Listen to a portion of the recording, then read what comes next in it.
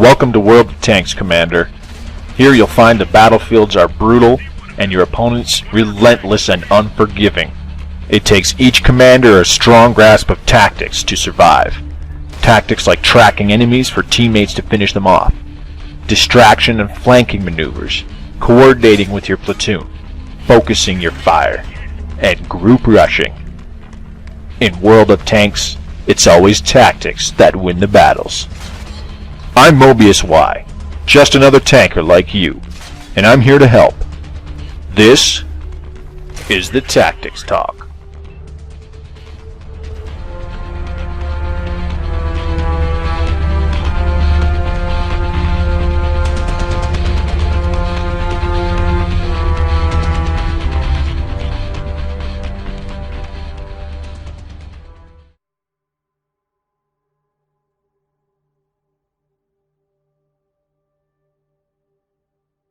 Hey fellow tankers, it's Mobius Y here with the next episode of Tactics Talk. So coinciding with the previous two Tactics Talks, episode 5 going over crew skills and perks available in the game, and episode 6 going over equipment and supplies, this episode of Tactics Talk is also going to be done strictly from the garage, so it's going to be a little bit more boring than the previous ones, as usual.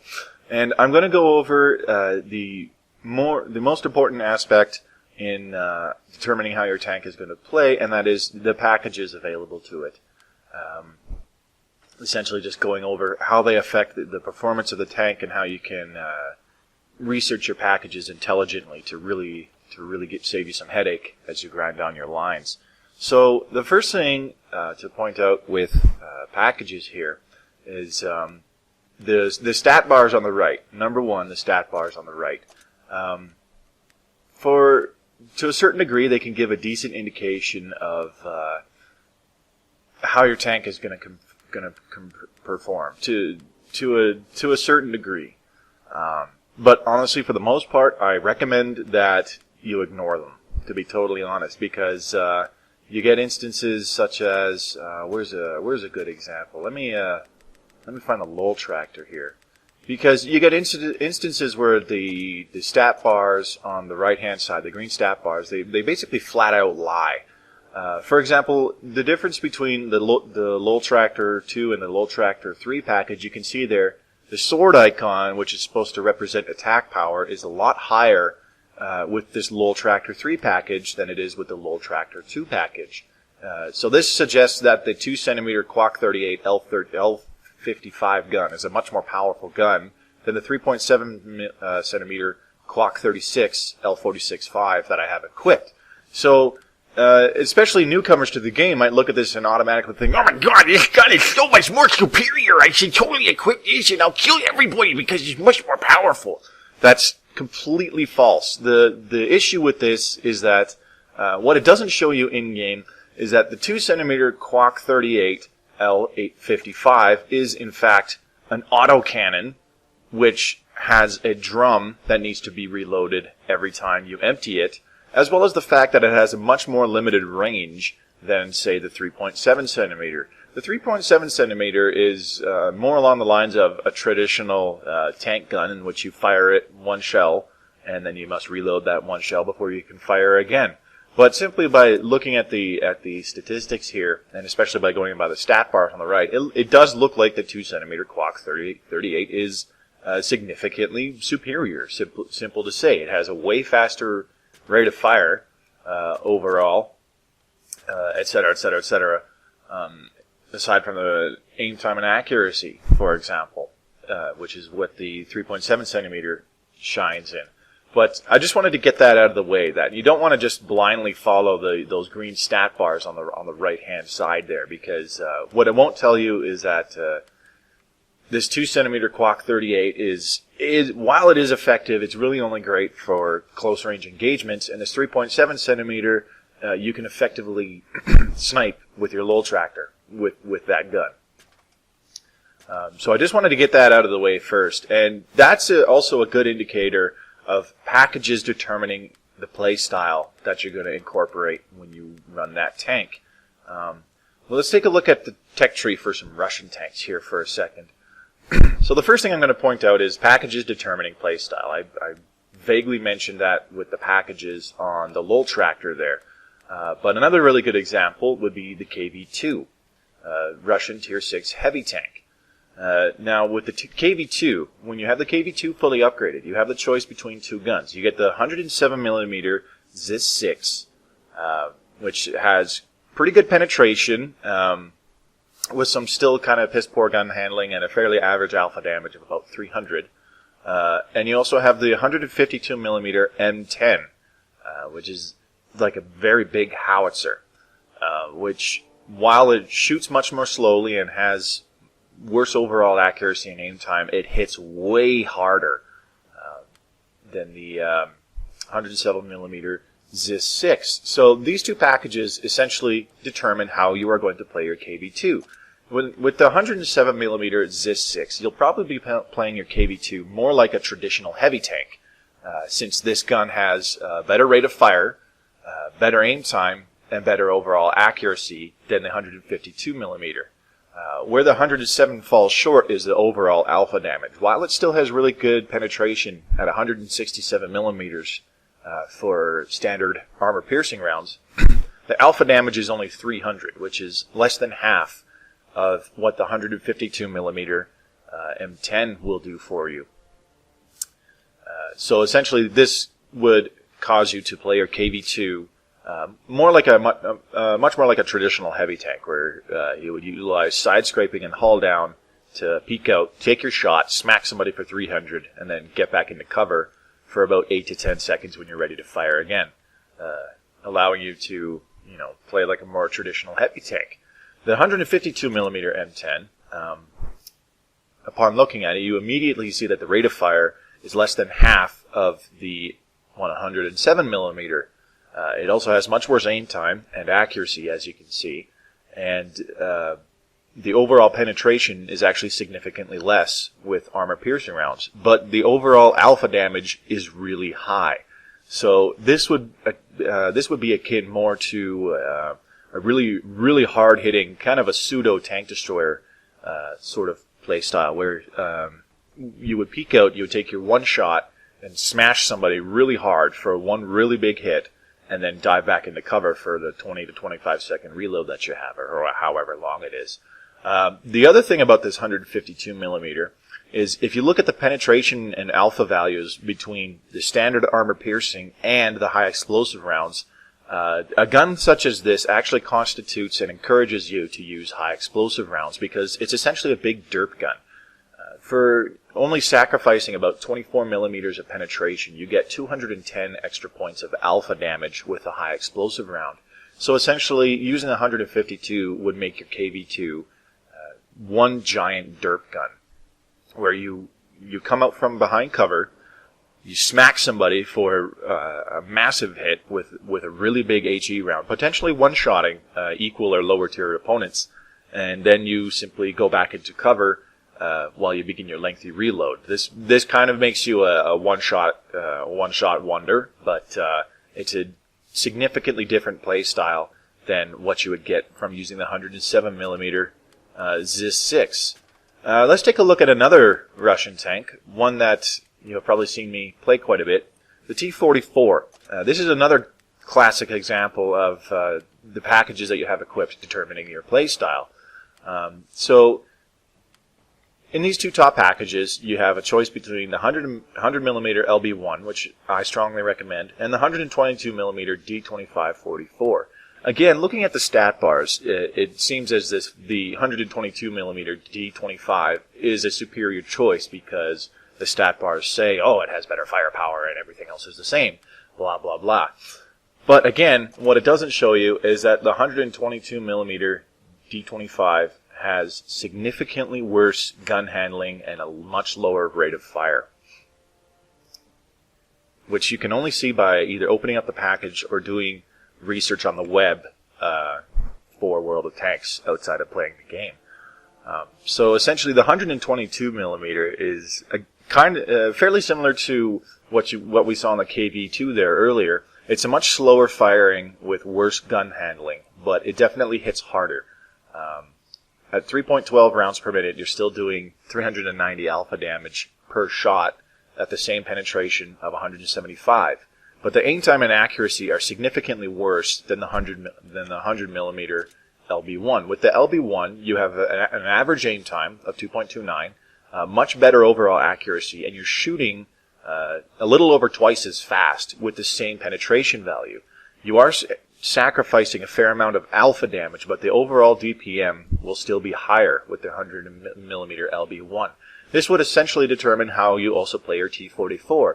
As with the 100 millimeter LB1, you are a much more successful flanker, harasser, and you can utilize peek-a-boom tactics much more efficiently than with the 122 millimeter. With the 122 millimeter, basically you either poke out, hit somebody hard for one shot, and kind of try to give them some kind of a shock value into pulling back and making them think twice about going for the bum's rush on yourself or your teammates.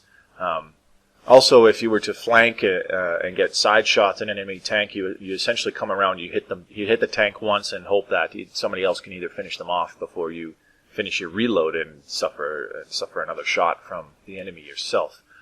So that would essentially determine how you go about playing the T44. With the 122 millimeter, you'd have to plan your moves much more accordingly, since you have a much longer reload and much lower overall DPM over the 100 millimeter LB1, which would allow you to play much more like a traditional medium tank, going for the flanking maneuvers, getting side and rear shots in enemy tanks, trying to help your team take them out as quickly as possible. Ooh. Excuse me. Sorry about that. So with those out of the way, we're going to get into another aspect of. Excuse me. We're going to get into another aspect of the packages in the game here. Now, it goes without saying that you essentially have to research the packages on each tank, not just to upgrade it, but to progress down the tech tree. The thing about supposedly upgrading your tank, though, is you have to know when a package is in fact not an upgrade over your previous one. The T29 is a great example of this, and I'll show you here why in just a second. So the important thing to note when you're choosing your packages to decide on your playstyle, you also want to keep an eye on the very bottom of the screen there, and taking a look at what kind of modules are being attached to your tank. So the T29 here starts off with a 76 millimeter gun and the various other turret, engine track, and radio modules available to it. The 76 millimeter gun, M1A2, is rated as a Tier 6 gun. It is in fact used on several Tier 6 American vehicles. It is the stock gun on the T29. Now, once you play enough games in the T29, to research the 90mm gun M3, that essentially gives you a much bigger gun, while this bottom package here, the T29E3, gives you other various upgrades, improving your turret armor and your mobility by enhancing the engines and the treads. Excuse me. So, essentially, moving off of stock, these first two packages, the first one simply upgrades the gun, and the second one upgrades everything except for the radio. Now that can be seen as an upgrade for the tank on a whole. Now we look at the next two packages, which again upgrade the engine one more time to give you better horsepower on your vehicle. However, the difference between these two packages is the gun that is mounted. One of them gives you another upgrade to the gun, the 105mm T5E1. Very good gun for a Tier 7 heavy tank. But the other packages puts you back on the stock 76mm gun. So essentially, while this package will be cheaper than the 105mm gun, because all you're upgrading here is the engine, it's actually a downgrade because you're using a crappier gun. You have all the other upgraded aspects on the T29. You have the enhanced turret, you have the upgraded engine and treads for better mobility, and you have a better radio to increase your signal range. But you're using the crappy 76mm stock gun on this tank, which is absolutely atrocious for a Tier 7 heavy tank. And frankly, this is a package that you'd never, ever, ever want to equip on your T29. And I'll admit that part of the reason I'm pointing this out is I see a lot of people with this package equipped on their T-29 in random battles. And it's just stupid. And it's not of anyone's fault. It's not of anyone's fault, because the default assumption is that the next package is simply an upgrade. Well, this package is cheaper than the 105 millimeter, and it's not the previous one, so it has to be an upgrade, right? Well, that's not at all true. It's very important to keep track of what modules are actually being equipped on your tank. You don't want to just blindly accept the fact that you're upgrading every time you move up to the next package. So it's very important to double check what kind of modules are being attached to your tank. So essentially what you would do with the T-29 is you want to stay on this T-29 E3 package, and while researching this bottom package is fine because it still researches the engine in the T-29 105 package, you don't want to equip this package with the 76mm gun again. You essentially want to stay with the 90mm gun on the T-29 E3 package until you can fully research the 105mm gun, essentially fully upgrading your tank. The T-29 isn't the only example of this kind of interesting quote-unquote choice of packages that you have on a quote-unquote fully upgraded tank. So just keep your eyes open on the tanks that you're grinding for similar other, I'm going to say, discrepancies in your top package options. You want to make sure that you're getting the best bang for your buck, and you're not, in fact, downgrading yourself by moving on to the next package. Because trust me, jumping from a 90mm gun back to a 76mm gun at Tier 7 is just a heartache. Now, the last thing I want to point out with packages is you want to research them intelligently and help yourself out for future grinds. So we're gonna rewind way back to my very first grind, which was the British heavy tanks. We're gonna take a look at the Carnarvon, the Tier 8 British heavy tank. And this is a very good example of a tank that I always say fully upgrade your tanks. Fully upgrade your tanks. Research every package before you get the next tank. This is a very good example. Why? So looking at the Carnarvon packages, we can't actually tell because I already have had this researched, but getting to this final Carnarvon Mark 1 package allows you access to the next tier tank, the Conqueror, without having to get these final two packages. Well, the thing about getting these final two packages is they actually give you important modules that are used not only on the Conqueror, but they're also used on other tanks like the Centurions.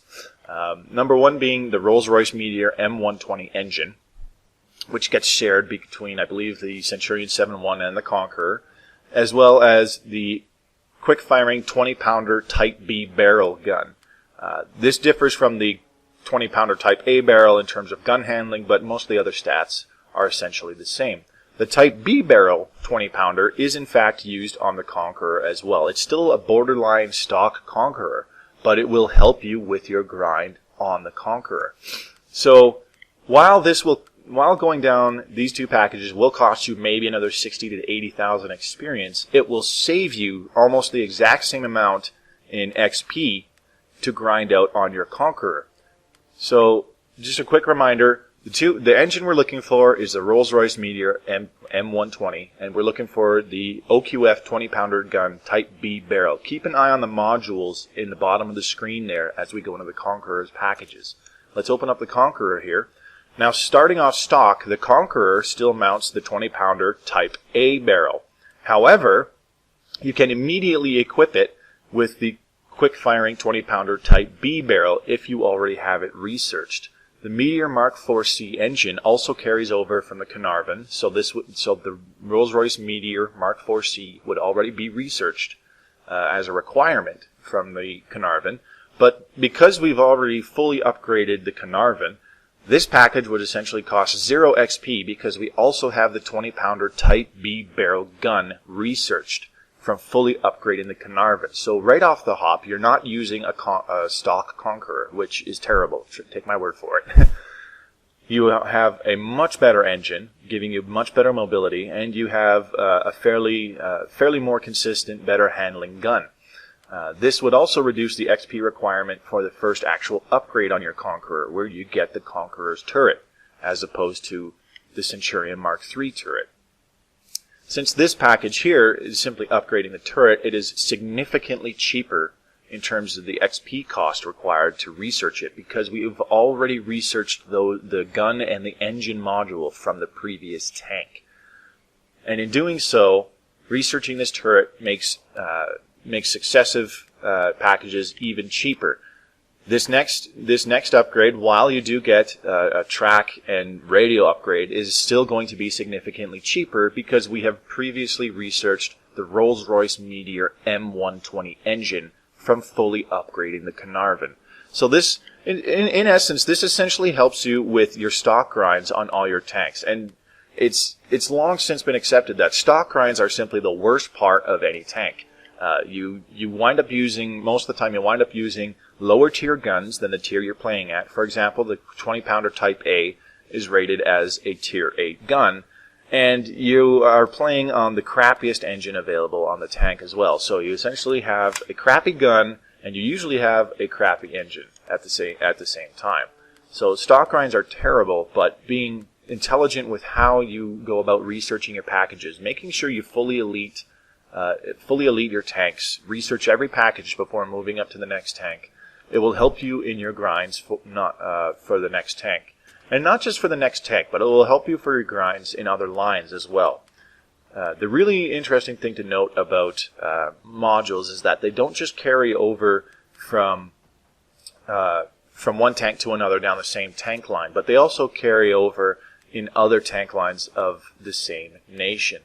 For example, fully upgrading the Carnarvon, if we did the British heavy line, and we fully upgraded the Carnarvon, and then we went down the British medium line, and we got up to the Centurions, we would already have the 20-pounder Type A barrel gun researched from the Carnarvon, as well as the Rolls-Royce Meteor Mark IV-C engine.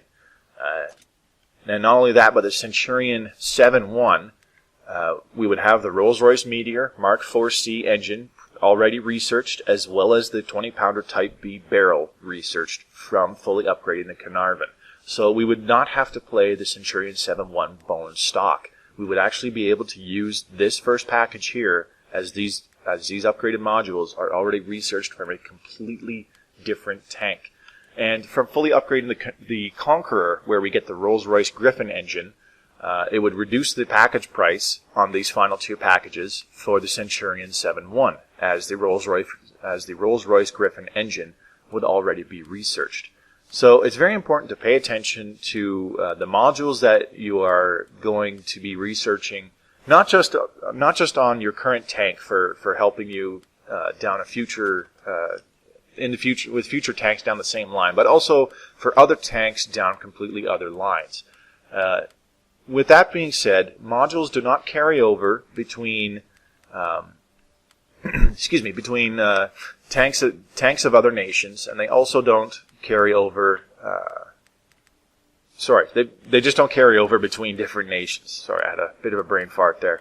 But they will carry over from other tanks. So, for example, if we did the American medium tank line and we fully upgraded the T-20 and researched this 90mm gun M3, that would not only research it for the Pershing, which uses the 90mm gun M3 on these two packages here, essentially making these two packages cheaper, but it would also research it for other tanks like the M6. The M6 fully upgraded sports the same 90mm gun M3.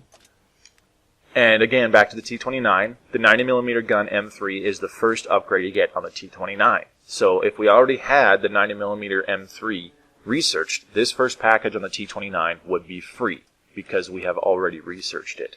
Now, it's important to note that guns are typically not shared between tank destroyers and other classes of tank. For example, the Hellcat. The fully upgraded Hellcat sports a 90mm M3 gun. However, it is a 90mm anti-tank M3 gun. So that, in fact, will not carry over to other tank lines. It's very important to remember that. Tank destroyer guns are classified as different from other tank lines. So typically, modules between, guns between lights, mediums, and heavies, and even sometimes artillery, they do usually carry over to each other It's very rare that artillery shares guns, though. But for the most part, tank destroyers do not essentially share guns with other lines. However, tank destroyers do share engines. For example, the T-25AT gets the Continental AV 1790-1, which I believe is also on... What is it on? Well, there's an example right there. The Ford GAN engine, used on the fully upgraded T-20, giving the T-20 really good mobility, is also in fact used on the stock and the first package of the T-25AT. So researching the Ford GAN engine on either the T-20 or the T-25AT, whichever one is done first, will make the packages on the opposite tank significantly cheaper as well. So it's important to remember that. I'd say that about sums it up for packages. I hope that wasn't too confusing, and I was able to get my point across. You want to make sure you have a good idea of what you're doing with your packages. Basically, the number one thing that I will always say is fully upgrade your tanks before getting to the next one. Just even if you don't plan on using a package down that tank, for example, the 3.7-inch howitzer on the Cromwell. Even if you don't plan to ever use it, research it anyways, because that 3.7-inch howitzer could be used on other tanks down other lines. You never really know. Even if you haven't checked down at other entire lines, there's always a possibility, and sure, you'll be stuck playing the same tank for longer, and you're not progressing as quickly as you probably want to, but in the long run, it definitely saves you a lot of headache. So I hope this tactics talk made sense and helps you guys learn a thing or two about using the package system intelligently. Unfortunately, we don't go by a module system like the PC does, where we can actually select the specific gun, suspension, and engine that we want to use on the tanks in the game. If that were the case, you would probably see me booting around in the MT-25 with the fully upgraded engine, tracks, and turret that you see here on this package that I have equipped. But I would be using the 37mm automatic gun just because it's stupid fun. We simply cannot do that. We have this package system on the Xbox version and probably on the PlayStation version in the future as well, and it's here to stay. So make sure that you make the best of it by reducing the pain and suffering of your stock grinds as much as possible, to the point where you're using as little free XP as possible on certain stock grinds that may not be as insufferable as you think. So that'll wrap it up for this episode of Tactics Talk. Hopefully that'll be the last of these boring in the garage ones. In the meantime, this has been Mobius Y. As always, your viewership is greatly appreciated. I hope you learned something, and I hope to see you on the battlefield or in my next video. Happy tanking, and you guys have a good night.